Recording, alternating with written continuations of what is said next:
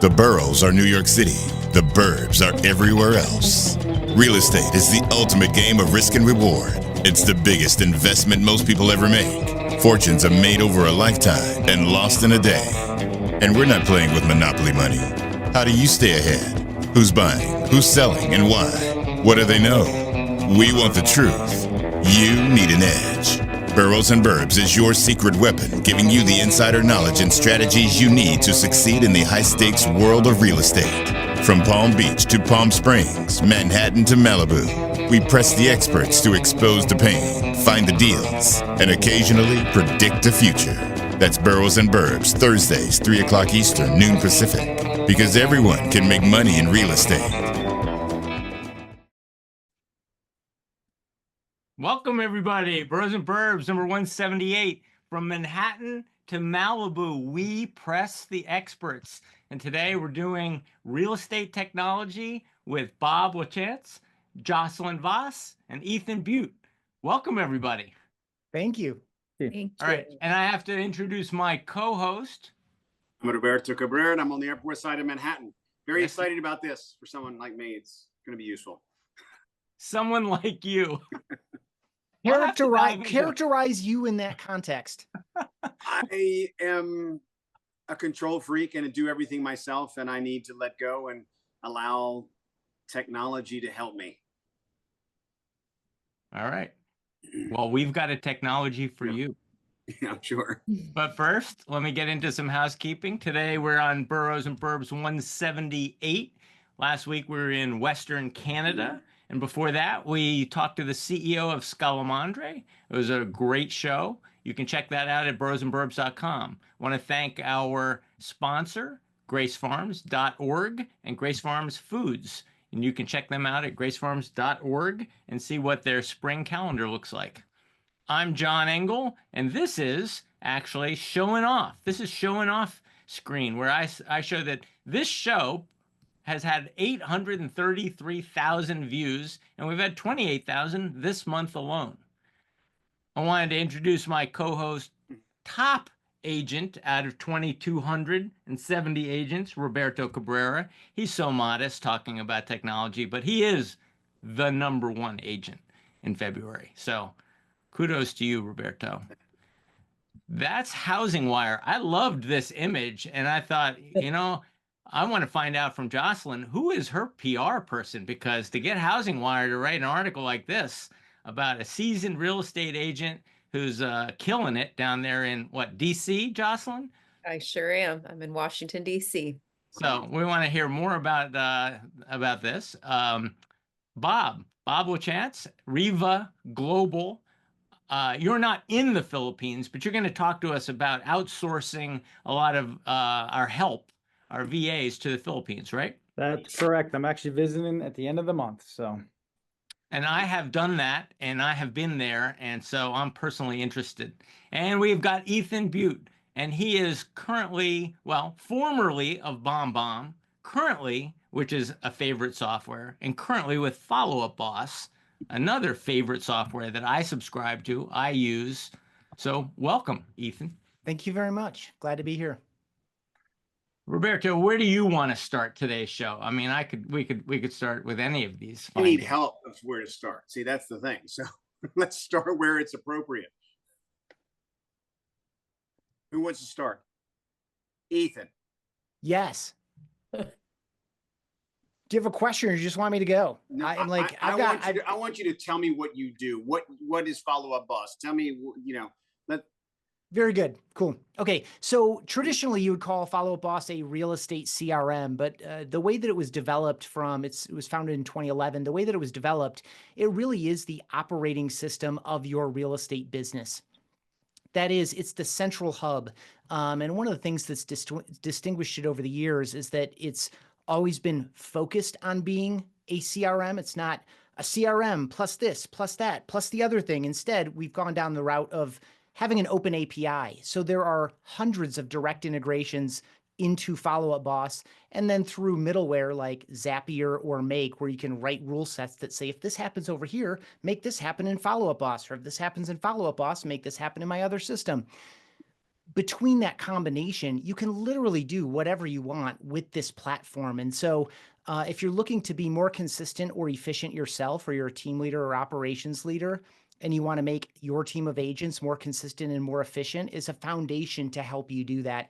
It does have all the pure kind of CRM characteristics of put all your people in there, manage them, allow yourself to do different things in and around it. There are smart lists where you can start your day. I always recommend people start their day in people, inbox, and tasks. Specifically in people, it's the smart lists where you get to, we have a bunch of them out of the box, but you can write your own rules to say, this list of people are, hot leads, let's say. Is that like an action plan? I'm looking at the action plans on Action the plan screen is a right now. series of it's a series of communication things, and you can write automations to trigger action plans to start or to switch people from one action plan to another. Again, you can literally do whatever you want. So, to go back to your observation off the top, Roberto, when you're like, I don't even know where to start. It's like, okay, what is challenging or frustrating about your business? What is some of the feedback that you get from, the people closest to you, including your clients, but including other people around you, that may be sometimes hard to hear? And then you figure out like, okay,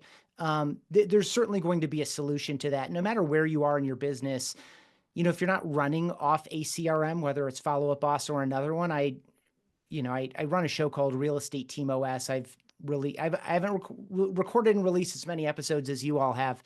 I think I've recorded about 115 and released about 104 so far. And it's primarily with team leaders and operations leaders. And, I always start with, where did they start in the business and what was the dawn or the spark for your team? Like, why did you even start building a team in the first place?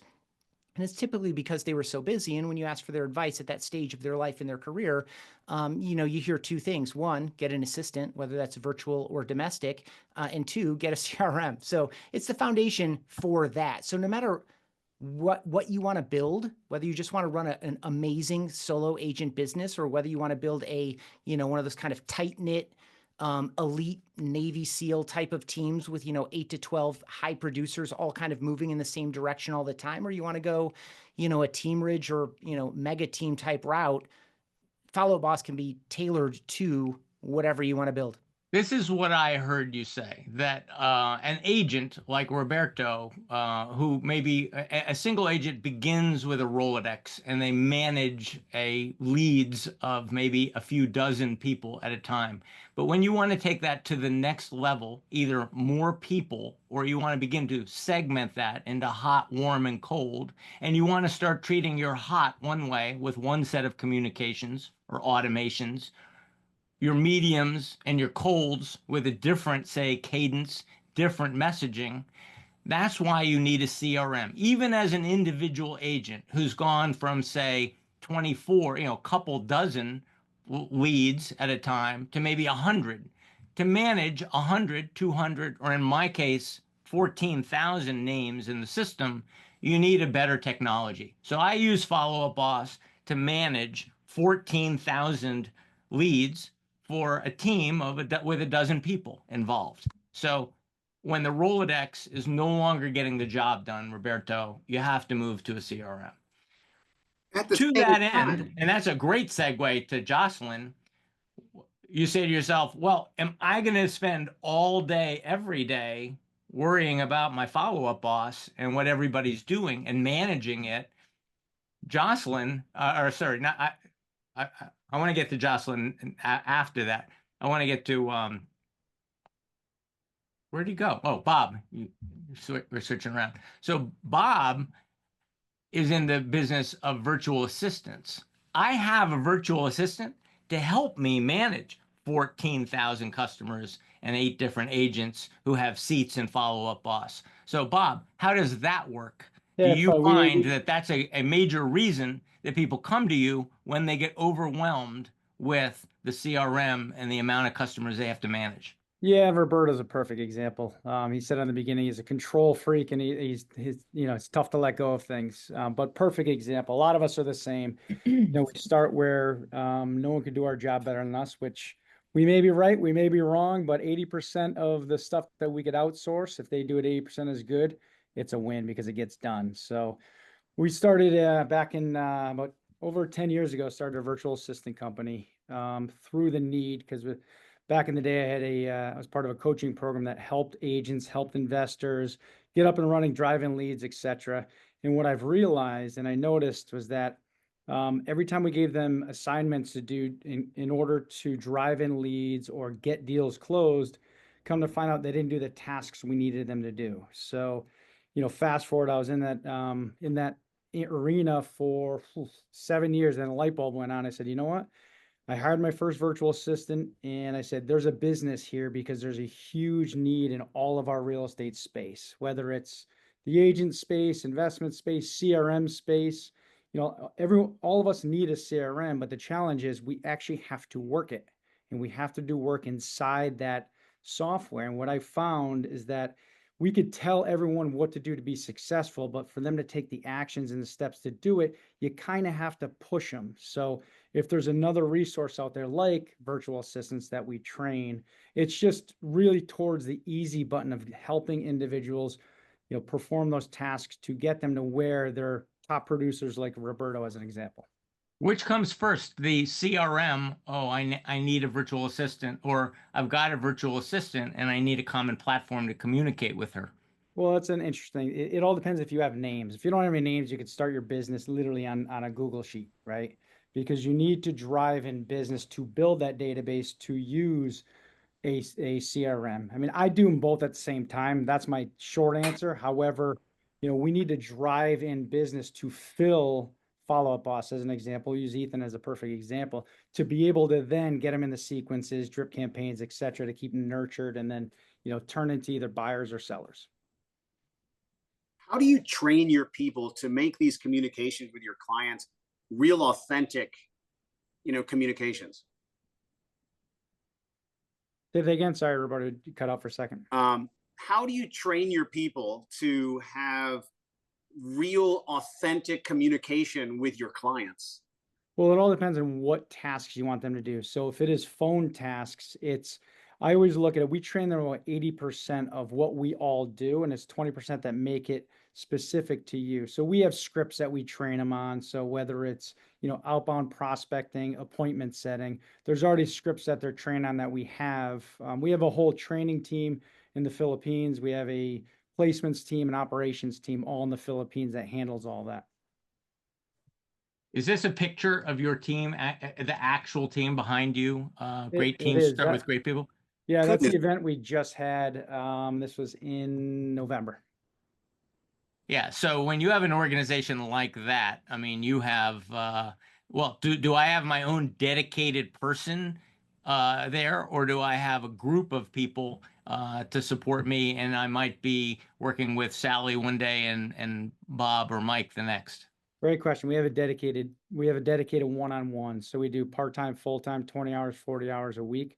We've tried everything from the last, the call center set up to hourly, and we find that the best results that agents have is the 20-hour or 40-hour kind of relationship. I have a full-time person whose job it is to manage my Follow-Up Boss and make sure that the communications are going out, that I don't miss something, because speed to reply is very important. So if you're going to spend money on advertising and you're trying to drive customers to your website, you have got to make sure that you complete the promise, that if they fill out their name and they connect with you, you've got to connect right back. And if I'm on a listing presentation and I can't do it, I know I've got Rachel, who is saying, hey, are you in the market, or were you just curious about the value of your home? That you filled out the form. And it's speed to lead, right? Because if you don't respond to them right away, they're going to go to the next person, the next person, the next person. So that's what we found. That's a perfect way to use Follow-Up Boss. I want to pivot now to Jocelyn. I just yesterday I was asked on a podcast about Final Offer. So I want to tell the case study that I told yesterday. I recently had a listing in Greenwich, Connecticut for a $750,000 condominium. I had some interest but I wanted to bring all that interest in that condominium together at the same time in the same weekend. It doesn't do me any, I found it had not done me any good for the first month that was on the listing to to show at once, and somebody was maybe thinking about making an offer, maybe an offer over here, maybe an offer over there. Then I got a low offer, and I had no way of getting all this energy in the same room at the same time. So a month into having the listing, I decided to put it on final offer to, one, expose it to a whole lot of people, give it transparency, and force everybody to make a decision within a 48-hour period of time.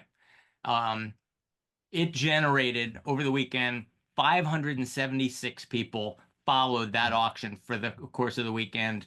I think we had 4 offers. It went, I think we went 680, then 730, and then 750. So it rose, and every time it rose, everybody could see it, and everybody could get excited and wonder if, if we were done yet. So it was a very exciting and transparent process, and the client was happy because the condo sold for market price. He knows he didn't leave any money on the table. And none of the bidders thought that I was gaming the system by favoring an agent in my own office or playing games with the terms of the deal. How's that, Jocelyn? Is that about what final offer is all about? Because that was my experience. That was your experience. Yeah. I mean, think of final offer as as real-time offer alerts, right? A property is listed for sale today. It goes under contract. It sells. We have no data and information on when offers are made, how many offers, and if the agent wants to expose the price in terms of offers. I have a hot listing I put on yesterday. I am using this as a differentiator to grow my business. I've been a real estate agent for 16 years in the DC market. I've been a part of final offer because I know that infusing technology into our business is so, so critical, especially with the Rocket and Redfin purchase. I think we're going to be seeing a lot of digital age type of people buying and selling homes that way, and then the traditional way through us. And so think of final offer as a place where every single time an offer is made on a property, you are going to get an alert that an offer was made, but the price and terms and any identifying information is not disclosed. Okay, that's a choice. The auction-like feature is a choice, but what's really cool about that is you're driving urgency back to the property by getting more alerts out than the traditional way of selling. So when I'm at a listing appointment and I'm up against someone else, I always say this is the enhanced way of selling, where I am going to get more eyeballs on your property than ever before, with more alerts that go out, in particular when offers are made. What's really nice too is that it's a big differentiator. I'm inviting the neighborhood to follow along in a process that they've never had access to before.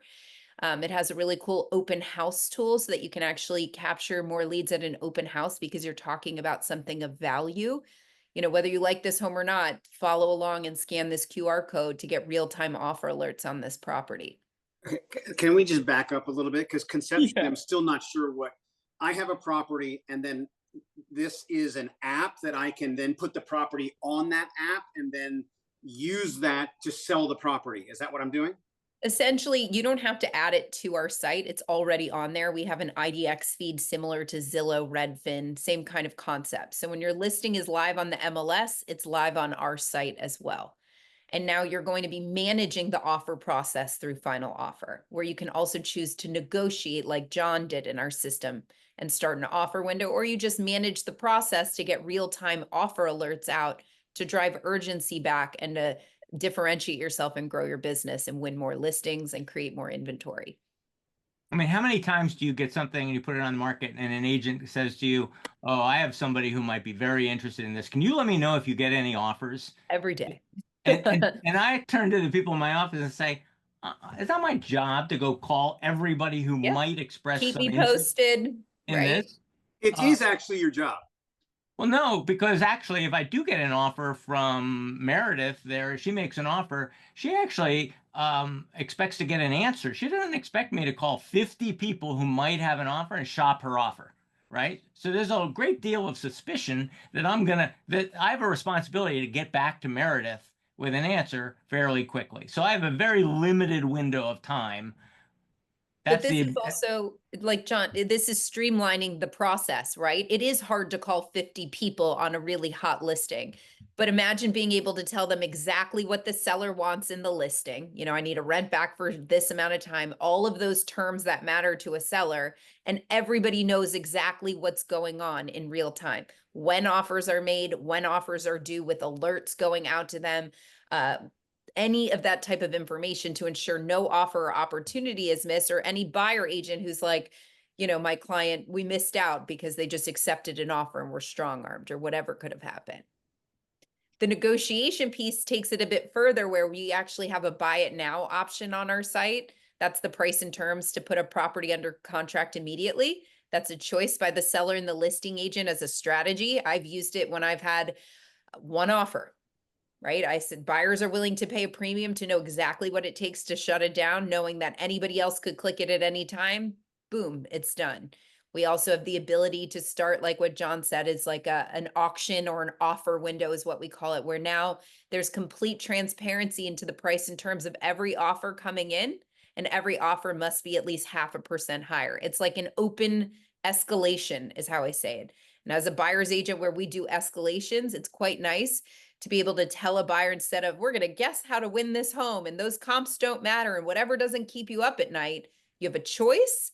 You can continue to make more than one offer, which I think is hugely important, because how often have you had a buyer who says, I would have paid more if I had just known, or why did I lose? Or someone who wins and says, I just overpaid for my home. I have a question. Yeah. Roberto and John, is this something that your market could handle? I actually think they're two of the same. I mean, if I've decided what the best practices are for my business and I want to start being consistent about that, then I'm going to start using Follow Up Boss in order to be consistent and be able to send a message to all 50 of those people. And if I want to communicate to all 575 people who are interested in the Greenwich condominium this weekend, you know, I'm going to use transparency, consistency, and best practices, you know, with Final Offer. So I think that these are both consistently part of how you scale your business. I mean, we grew our business 2.5-fold last year because we are starting to standardize the practice. Well, I'm just Right. wondering, Roberto, I mean, who in Manhattan is gonna do it that way? Who's gonna buy a $2 million condo with that's like being on eBay? No, yeah, I think it's in Manhattan. I mean, I've seen a random couple of what I'll just call auctions like that, but it's very random, because the nuance of these properties and these buildings and these co-op boards and everything like that, it's just too complicated. You have to do too much. You know, when someone's making an offer to a co-op, it's, you know, you're handing over an entire financial statement of, this is how much I'm putting down, this is how much I have in liquid assets, this is how much I have in liquid assets after closing, this is how much debt I have, this is, you know, it's just like you have to pre-it, because you come to an agreement with your buyer, and then you're both holding hands to get approved by the board. And 66% of our marketplace are co-ops. So I don't see that being very widespread here. But the other thing is, for me, is that you know, in my business, the way I built it, it's all about relationships, and it's about, you know, spending time with people and getting to know them. And maybe I'm old school and I'm going to be left in the dust, but this is a video game. This is just, you know, it's just numbers. You'll never make a relationship with any buyer. You'll never have a conversation with them. You'll never have a sense of, if they didn't get this one, you could take that buyer and take them and sell them 2 or 3 other things. Like, to me, it's a very cold situation. And maybe I'm just old school, and I'm not saying it doesn't have its place, but I would find a lot of difficulty engaging in it, because I would just be kind of lost. It's just such a, I don't know. Look, I have a hot listing on right now, and I've had, first of all, you don't have to do the auction like feature. That's a feature. That's a choice. You could just collect offers, keep them private, and an alert goes out that an offer was made. It doesn't mean there's any commitment or any transparency past that. But let me tell you, that's a lot more transparency than what we have in our industry today, which is pretty sad, right? So when you think about the consumer and putting them first, it's pretty important to do that when we're thinking about this. When it comes to, what was the other part you said? I'm sorry, I completely just blanked here. I have no idea. Oh, the relationship. Okay, so I have this hot listing that I put up, right? I've gotten 1 million phone calls still. I'm still talking to them. The real truth, though, is that the best price and terms will win. They know it's multiple offers. You can call me. I'm happy to talk to you. I'm going to say the same thing over and over again. But the real fact is, just because I like you and you're cool and you're cool and you're nice and I've worked with you before, the best price and terms are going to win for my seller. And that's just the truth, right? And so even though I love all the people that have spent a lot of my time wasted today having little baby conversations with me about asking the same thing over and over again, they're also now, hey, go to final offer. Now everyone gets to see the same thing. So now I don't have to worry about that one agent I didn't call or that one person who came to the open house. Everybody gets the same information at the same time. And I think that's really critical when it comes to fair housing and everything else. But let me tell you, I am constantly talking to agents on the phone still. It is more just a matter of, making sure that everything is consistent across the board. Bob, we just talked about relationships, and Roberto is afraid of giving up control. He values that one-to-one relationship he has with that buyer's agent. And you're saying that he can outsource this 12 time zones away? You can, and I do have to say, Jocelyn, I understand exactly what you mean, because you get the same questions from different people all the time, and you're beating your head against. You're not going to win because you called me and asked me a lot of questions and were really sweet to me. You're not. The best price and terms are going to win. Chuckling, That's the truth. I was chuckling because we deal with that, so it's actually kind of funny that and I understand your I do understand it, because we find our team dealing with the same kind of stuff. So. Well, I think when you've ever bought a home or been a consumer in the matter, wouldn't it be nice to know that there really is another offer on the table? Or wouldn't it be nice to know what that other offer is for in some scenarios as a buyer? I mean, the fact that we're blind bidding or blind best and final, does that not sound a little silly ultimately? Is that the best thing for the seller, the best thing for the buyer, and the best thing for the buyer agent? I think that we are, as an industry, are so used to kind of holding the cards very close to us as what our superpower really is, when ultimately you can't be a good guide and expert without information at your fingertips to then explain to your client to help them make an informed choice and decision versus the blind game that it is today. Do you feel, good or bad, that if this becomes very common, like in Australia, they do auctions and things like that your job will become marginalized at all? And I'm not saying that I'm afraid or any of that, but I'm just curious. Not at all. I think there's the difference of actually using technology to leverage it to negotiate versus collecting a bunch of offers and picking the best one that wins. That's not really negotiating, right? I think there's a lot more strategy around being able to leverage, hey, I like your offer, but I'm going to give everyone a chance to make a higher offer, or you can come to this price and terms and it's yours now. Those are the types of negotiations you can use in our system. But it's not always just the numbers. It's not so black and white. It's, I have to stay in this property for another 7 months. Can you close in 9 months? We account for terms on our site too. So if you like that all cash buyer, your seller's old school, they want the cash buyer and we're willing to take a 20 grand hit instead of a financed buyer, you're welcome to take that offer too. There's multiple ways in our system in order for the seller to choose and get the best outcome that they want. You keep saying our system. Are you a broker or are you working for?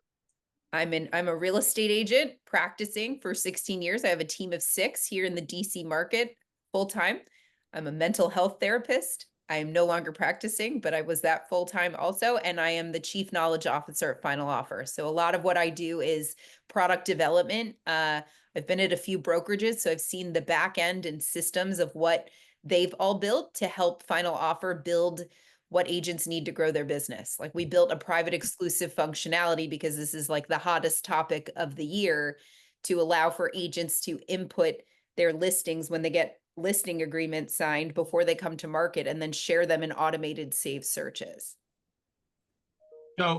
So Roberto, I mean, I sign this listing up. First thing I do is I go to Ethan's follow-up boss and I say, of the 14,000 people, I have 7,000 who are tagged as buyers. And of that, maybe I have 3,000 who are tagged for a condo. So these are people who have identified themselves as potential condo buyers in the Connecticut market. So I send out a 3,000 person blast and I say, we have an offer of $680,000 on this. And, if you're interested, 500 people hit like follow want to know what's going on. So of those 3,000 people, 575 of them followed the progress of this. Now, maybe they're not all interested in making an offer. That's okay. But I'm staying sticky with those people. So it was a way to impart a sense of urgency. And I want to get into that too. But how do you, Roberto, impart a sense of urgency when you have all these buyers who are like, I'm thinking about that condo. I like that condo, but absent somebody else showing interest in that condo, I don't feel like I have a sense of urgency to act on it this weekend. And that's what I wanted to do in Greenwich. So I think that's an important point. How do you impart urgency, and how does the person know that they're not overpaying at $680,000 unless they know somebody else just made a $685,000 offer? Oh, now I have confidence in price. Price discovery is an important component. Market validation. Market validation. One quick sidetrack here based on what you just described, John. I would just add one additional layer. If you didn't want to go to 3,000 people, you could go to the 1,200 people who've been active on your website, like all your criteria plus active on my website in the past 90 days, or these types of things. So you can narrow it down. In addition, one of the smart things about what you just did is that you gave people an opportunity to raise their hand and say, I'm interested. And as you already observed, they're not all going to buy in the next 3 months just because they wanted to follow this particular property and the storyline of it. Some people probably did it out of curiosity. But what you did, and the point I'm raising here, and then I'll button it up, is everything that people are doing in a digital environment can be tracked, and you can use those to write rule sets so that you can pursue what I call the holy grail of sales and marketing communication, always has been. How do I reach the right person with the right message at the right time? And I would add in the right channel, because you, Roberto, know she only likes texting with me. This guy only responds to emails, and she wants it in Instagram DMs. And so as we try to be as efficient and consistent with our time as possible, we want to reach the right people with the right message. And very often it's a question. At the right time, in the right channel. And so the more activity that you're allowing people to do to raise their hand and say, I'm interested in things like this, gives you a reason to pick up the phone or to send a text message and say, hey, been a while. Roberto, you seem to me like someone who has a bunch of like A-list people and then some B-list people. And you're really invested. Some C-list people and some D-list people. Yeah, but you're highly invested in the A's, right? And so he only has A and A+ people. Do you know that Roberto sells? Regardless, as you're trying to decide how many phone calls am I going to make this week, how many text messages am I going to send, the better you have these folks organized and the more activity you can filter through to know this person, because you're not just doing it exclusively for the relationship, or else, you're just running a friendship-based business, which is part of it, but it's not the whole thing. You have to be efficient with your time. And so all of this, including, John, what you said is like 500 people following this property. Like, that's a thing. These 500 people have raised their hand with their real behavior to say, this is something of interest to me. And that means something to the way that you spend your time in the days and weeks ahead. That was my whole point. Sorry, it took longer than I wanted to take on that. Efficiency of time, Bob. When 575 people raise their hand and they're interested in that condo sale, and then they all start asking for floor plans and they have a question, can you help with that? Do I have to answer all 575, or can you train somebody to take that off my plate? Yeah, and obviously that because you work with virtual assistants, that's a perfect task to hand off to your virtual assistant. So we work with 20+ in our office here, so that's exactly what we do. All the repetitive tasks that burn us out. Roberto, to your point, that you don't want to answer those. If they don't have Jocelyn's software, it's a perfect opportunity to use a human being. And obviously, virtual assistants are getting more and more prevalent because Jocelyn's software is working too well. Correct. And 500 people suddenly interested in the same thing. Correct. But like I was saying, as we know, especially here in the state of Connecticut, minimum wage keeps going up and up and up. I think we're at $15.69. There's a push to get it up to over $20, which to me is crazy. If you want to start pushing stuff offshore, you keep raising that, but that's a different podcast, right? So here in the state of Connecticut, that's why a lot of us use virtual assistants, because they all have 4-year college degrees. I don't know about you, John, up in New Canaan area, but it's very, very difficult to get a minimum wage person that's going to be very fluent in 4-year college degrees, et cetera. So again, this is only what I'm finding. It's as in minimum wage goes up, a lot of these jobs are getting offshored. The virtual assistants that I know are making $50 and $65 an hour, Yep. And maybe 100. Are they a in the friend of mine in US? Texas said they're either coming out of prison or they're heading back into prison. I'm They- like, what? He goes, Roberto, they are in the US, and my sister is one of them who I really think would be great virtual assistant for you, because she's got a real estate background and she'll come into the city for you because she lives in Long Island. about that, Roberto, you can dip your toe in the water of having your own You assistant. guys would get along beautifully, and she would make your life so much better. Ethan, when do I need a software like Follow? When do I need a CRM, generally speaking? How do I know? What are the pain points that cause people to say, I need a software? When you became a licensed agent. Like, period. And there are lots of solutions in this space, but if you don't start there, you're going to need to build it at some point. It starts on any process in your business. This is probably years ago, but like when I talk to people about their growth of their mostly real estate teams, this process in particular, let's just call it TC or something, started on paper. Then we got it into Excel, but then we got it into Google Sheets so that she could look at it and he could look at it, and it was always updated all the time. And then we moved it into a proper platform. And it's the same thing with all of these relationships. You're going to need to have this organized at some point. And if you don't, you're just missing opportunities. I'll tell you a quick story. I've got an episode coming up on Real Estate Team OS with a team leader. She's running about a 6-agent team, but she also has a very strong national referral part of her business because she started her own business in Facebook groups. She's a self-described introvert. She didn't want to do a lot of the traditional things that it takes to get a real estate going from scratch in a town that you just moved to. She decided to start a Facebook group here in Colorado Springs, where I live, coincidentally. And her first 48 deals all came out of that Facebook group in her first year in business. So she started a couple other ones, then she started them in other markets, et cetera. And what she told me was her TC is the one who told her, I need to find a CRM for us. And she said, no, I don't need that. I have these Facebook groups. And I just want to say it because everyone's in a Facebook group or is basically familiar with the concept. She built her business in a Facebook group where all of the people are already organized, where she can communicate with the whole group, or she can communicate with individual people, where people can raise their hands. And all this. She was like, Facebook is my CRM. Now, of course, there's a whole line of argument we could make about building on rented land, like Facebook could shut your group down at any moment, but that's a separate conversation. Her TC was like, it's just not good enough. We're doing all these other things. Let's get into Follow Up Boss. And she did. And she said the first event she went to a real estate conference, had about 8 opportunities come through. And she said, I guarantee if I didn't put those people directly into my CRM and have some of the tasks remind me of what I was supposed to do when I got back home, I would have let at least half of those people fall through the cracks. She was of the impression that she had, bucked the trend, been the unicorn, been able to track all these relationships. In her own mind, she had never missed a single opportunity, and everyone was where she could see them and communicate with them directly. And yet in her first weekend away, she realized that she would have missed at least 50% of the opportunities. And so that's a long way around, John. You're going to want this at some point.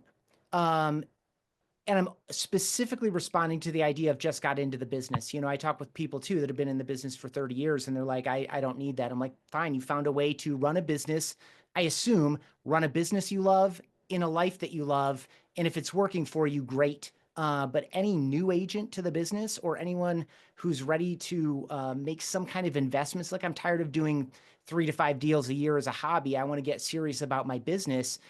CRM is first on the list. And then the second thing on the list is, again, which tasks and activities slow you down.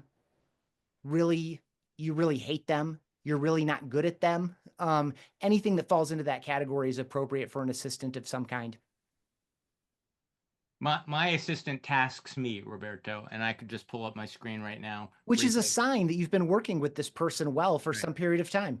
So you can see that it's just check in, check in, check in, check in. But based on what they're doing, sometimes I need to be reminded. So I have a virtual assistant who reminds me on who I need to connect with, at the end of the day, where she wasn't able to move it along any further without me. How involved is she in your business? How does she know that those are the people? Or is it just, like, explain that to me. We meet once a week. We meet as a group. She's part of that through Zoom, participating, hearing what the status is of each deal.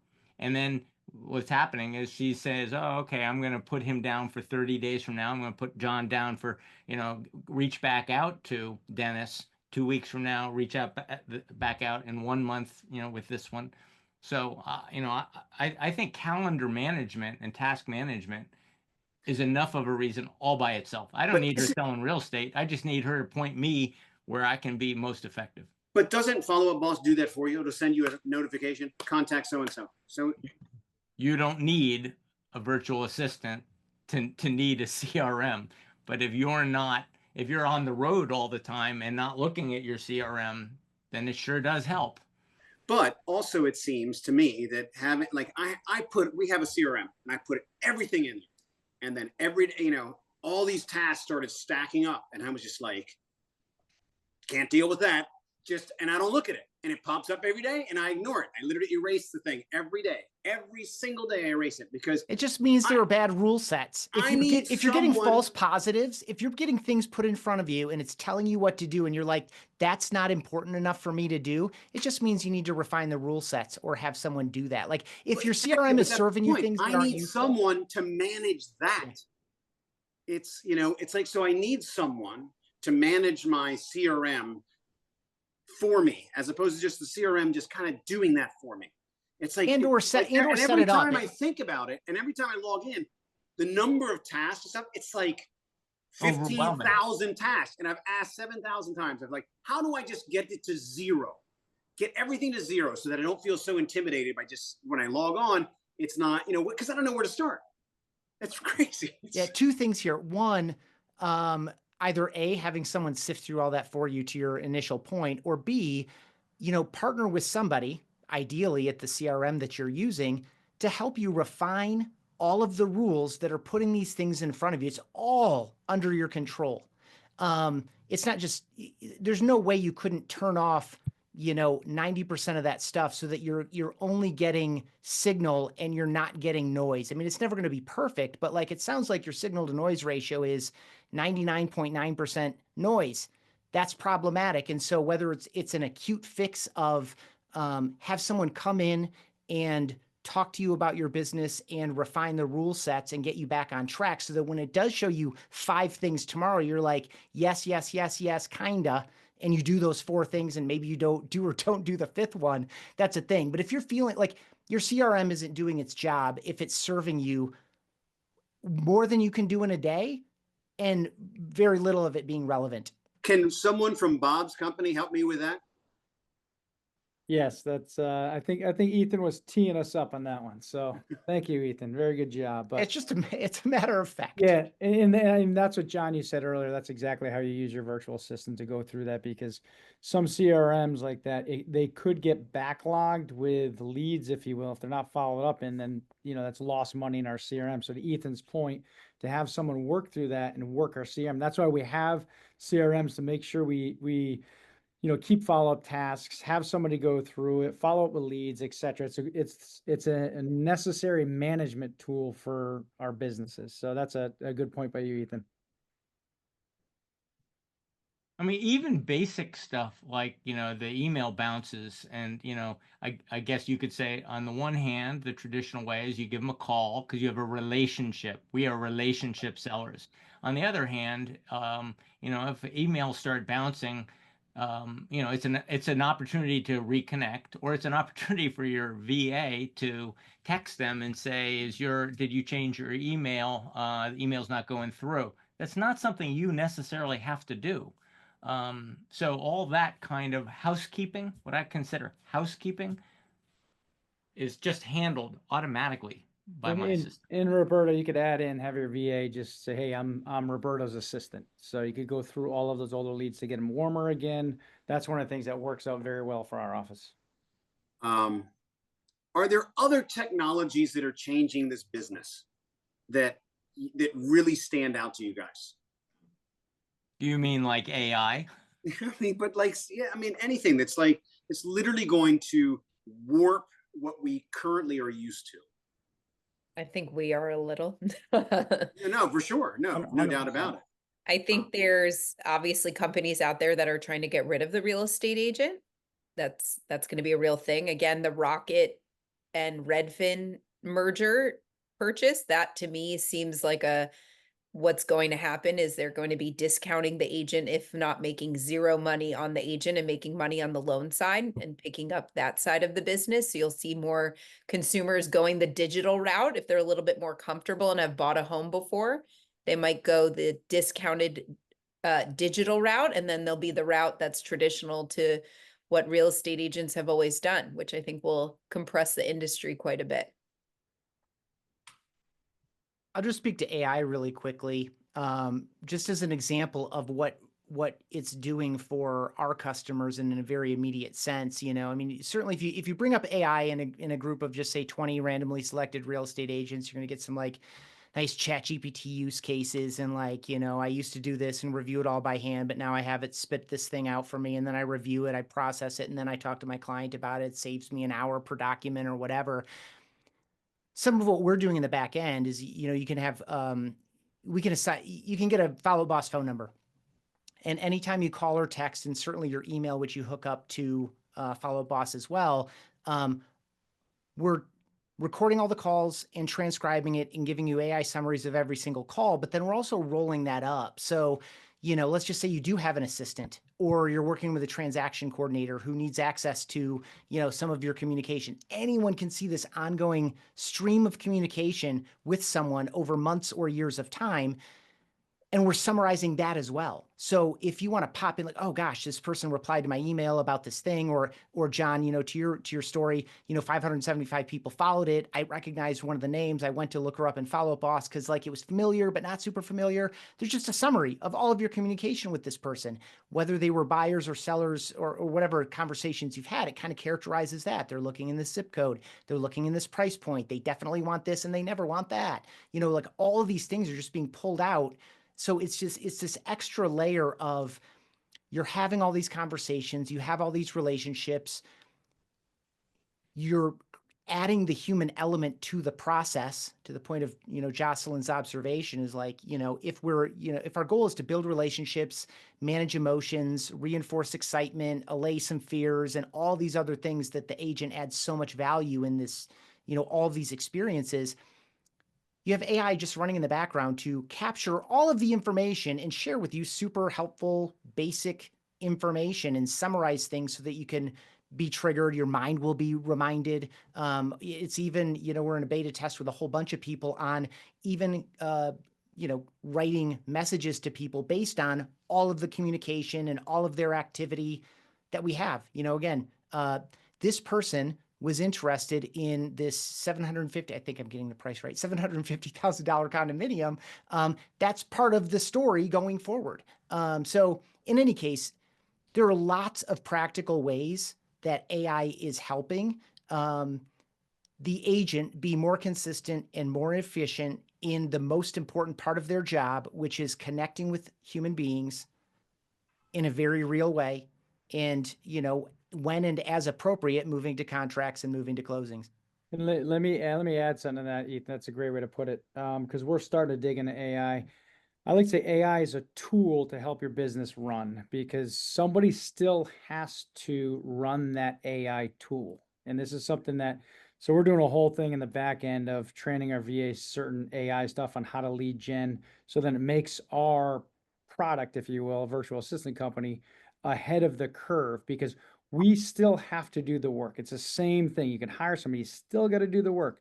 You get more efficient on generating leads. You get more efficient on training. So to your point, Ethan, you could transcribe, let's say, one of your calls, you could give it to your manager, and then they can now help train that individual and create a scoring system on how that call went, as an example. So I think AI is getting kind of read. Will it take over some of our jobs? Yes, but do I ever think it's going to take over 100% of our jobs? I don't. I think it's more of an incredible tool and tools, if you will, for all of us to actually learn how to use. It's kind of like Follow Up Boss, right? CRM, incredible CRM, same concept.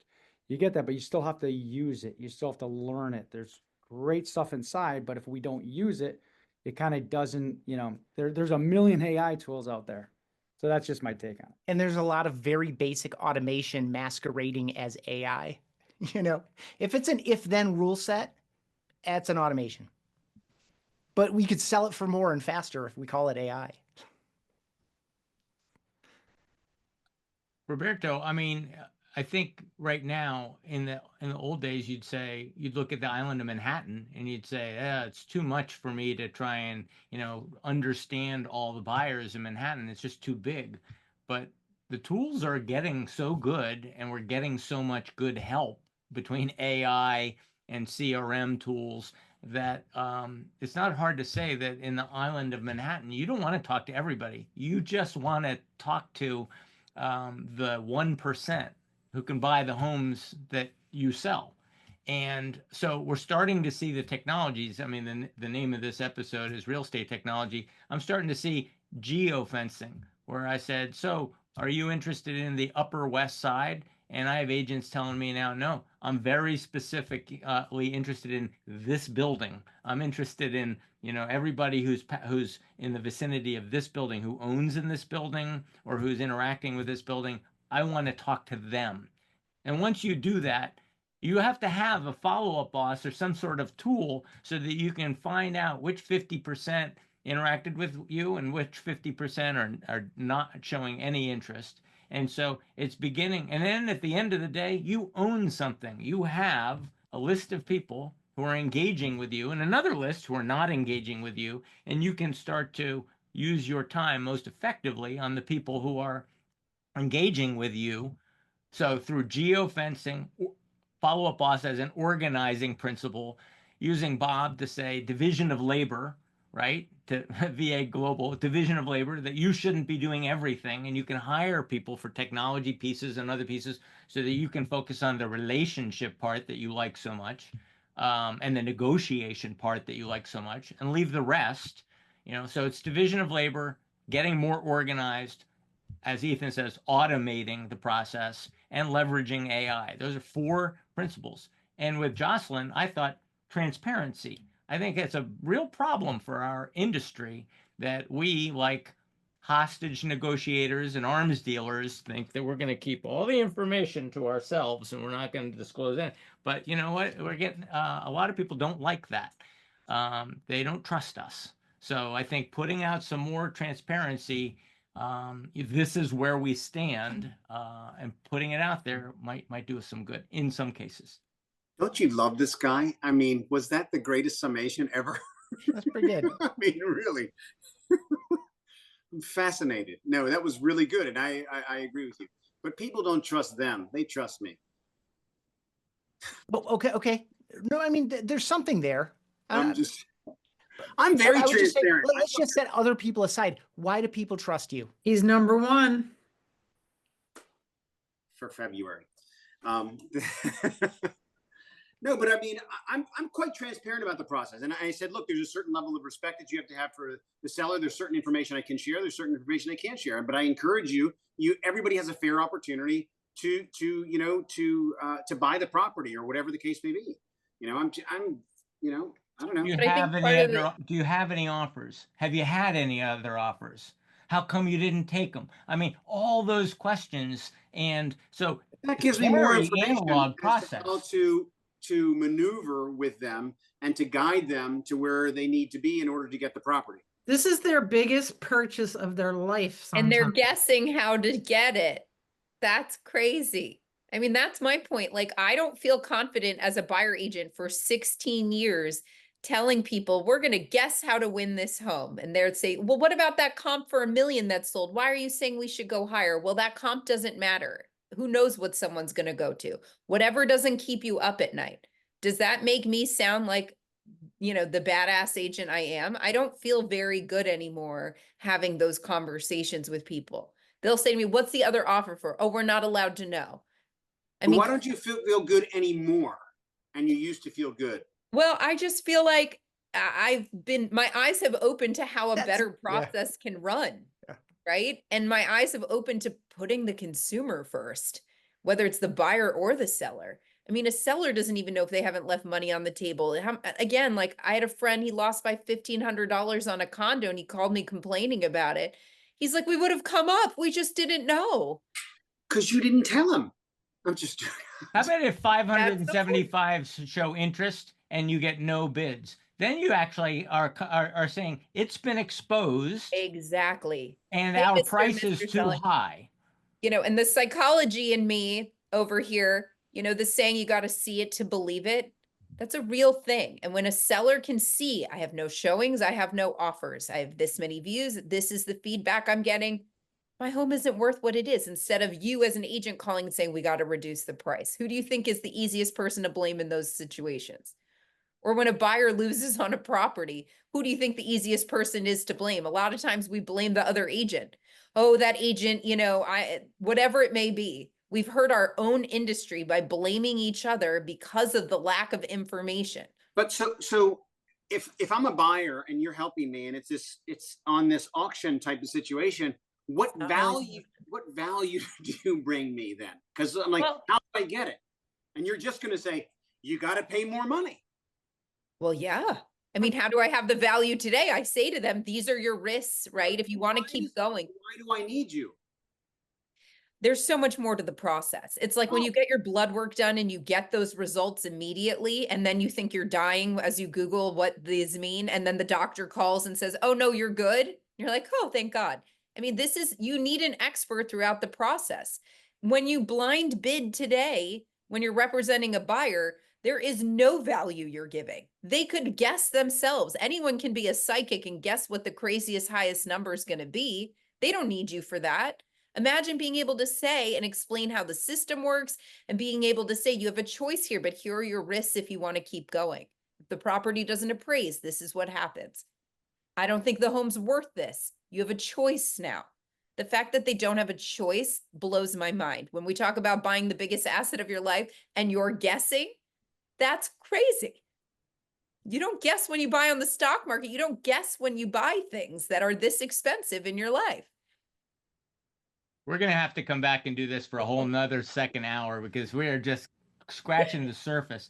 What I've learned is if you're feeling stuck as a realtor, you have 3 different opportunities here to try and get unstuck. One is you can contact Bob and say, listen, I don't have time to hire a professional, hire an assistant, train them. You know, can you put me in touch with somebody who I can have who can attend my Monday meeting and then take some of the load off my back, right? Is that about right, Bob? That's 100% correct. Yeah. And we'll try this for a couple months and maybe it'll work. Or you go to Ethan and you say, just maybe your software will help me get organized and more efficient with my time. And he says, individual agent, you don't have to be a team. You don't have to have 14,000 people to want to be more organized. And then with Jocelyn, she's saying, and by the way, that condo was not first weekend. I got that listing in October and I got an offer and it fell through. And then everybody's like, well, it's been on the market a while. Days on market. How come you haven't sold it? I think I want to offer you $650. So it wasn't a brand new listing. This was a way to just say, you know what? It's worth it. And I know it. I know it's worth it. And I know people are watching this and they're punishing me over days on market. So I'm going to put a stop to it and I'm going to run an experiment. And lo and behold, the experiment worked.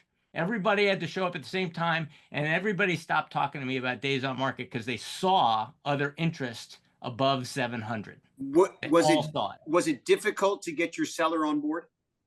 No, They were desperate, I'm sure. With a stale listing, they'll do anything to, The try seller had to something go to different. his brothers, who said, "When's this going to be over?" And I said, "Oh, you want to be over by the end of the month?